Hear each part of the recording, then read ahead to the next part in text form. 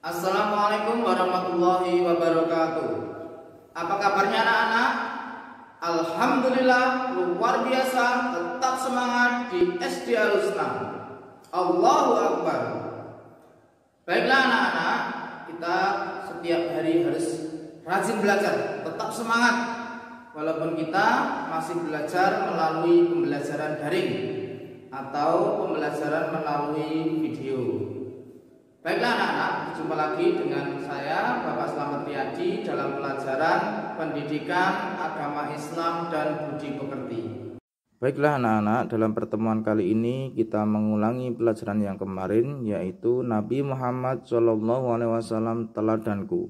Nabi Muhammad SAW teladan bagi seluruh umat Islam. Subtema 1 dan 2, sikap jujur Nabi Muhammad SAW. Nabi Muhammad SAW terkenal jujur dalam setiap perkataan dan perbuatannya.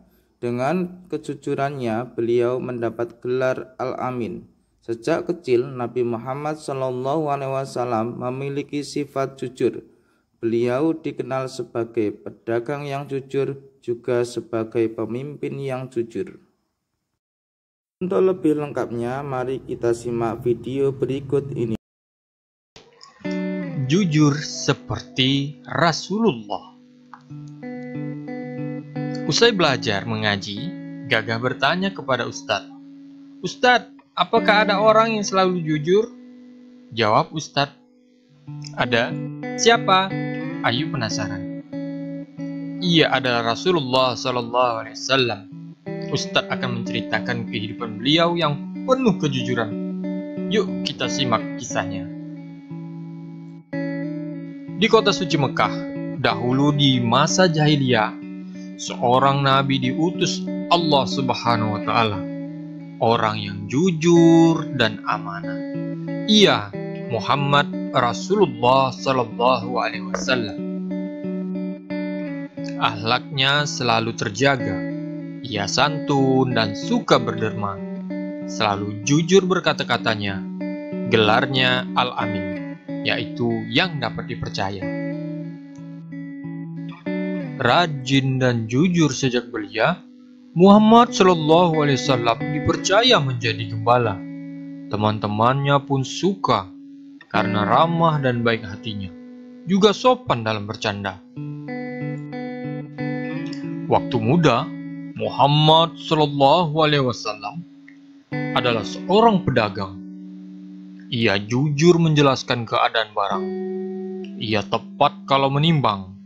Pembeli senang, usahanya berkembang. Suatu hari, Muhammad SAW yang jujur dan mulia sedih melihat maksiat yang merajalela di kota Mekah. Ia sering menyepi ke Gua Hira. Ada yang datang suatu ketika. Malaikat Jibril membawa wahyu pertama.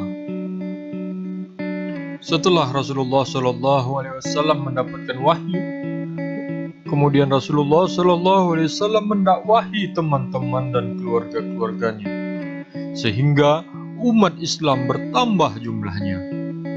Sayang, dakwahnya ditolak pembesar kota, padahal bersaksi mereka Muhammad jujur dan tidak pernah dusta. Ada yang menuduh Rasulullah SAW tukang sihir karena mempengaruhi orang dengan syair. Nadar bin Haris membantah orang kafir. Muhammad itu jujur, bukan tukang sihir.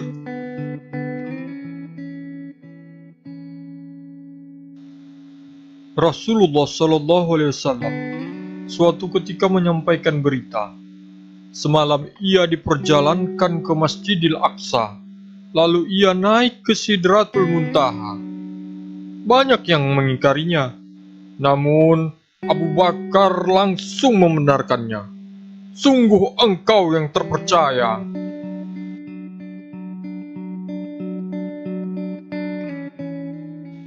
Suatu hari, Heraklius Raja Romawi menerima surat dari Nabi. Dipanggilnya Khalifah Quraisy menemuinya. Di antaranya ada Abu Sofyan, paman Nabi. "Seperti apakah Muhammad?" Heraklius bertanya.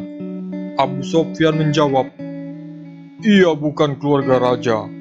Hidupnya sederhana dan tidak pernah berdusta. Sungguh, ia seorang nabi. Heraklius berkata. Ada kisah lucu di zaman Rasulullah SAW. Seorang nenek-nenek bertanya, apakah ia bisa masuk surga?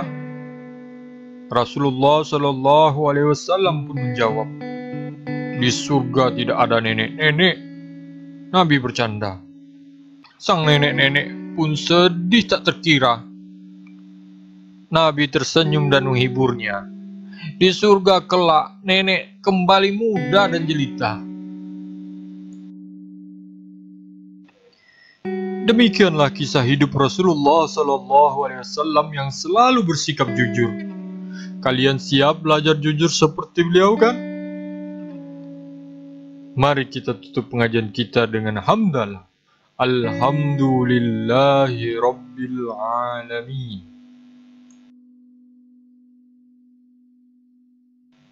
Setiap orang menyukai sikap dan perbuatan jujur. Orang jahat sekalipun menyukai orang yang jujur. Itu terbukti saat kaum musyrikin Mekah menyukai kejujuran Rasulullah SAW. Dengan sifat jujur ia pula Rasulullah SAW memiliki banyak teman. Kalian pasti ingin memiliki banyak teman kan? Yuk mulai belajar jujur seperti Rasulullah. Keuntungan bersikap jujur. Orang jujur disayang Allah Subhanahu wa Ta'ala, disayangi orang tua dan guru, punya banyak teman. Jujur akan membawa kebaikan. Baiklah anak-anakku yang soleh dan solehah, demikian tadi pelajaran pada pertemuan kali ini. Semoga bermanfaat. Dan anak-anak jangan lupa tetap rajin belajar, rajin ngaji, rajin ibadah, membantu orang tua, dan sebagainya. Kiranya cukup sekian dari Pak Slamet, kurang dan lebihnya mohon maaf yang sebesar-besarnya. Akhirul kalam billahi wa taufiq wal hidayah. Wassalamualaikum warahmatullahi wabarakatuh.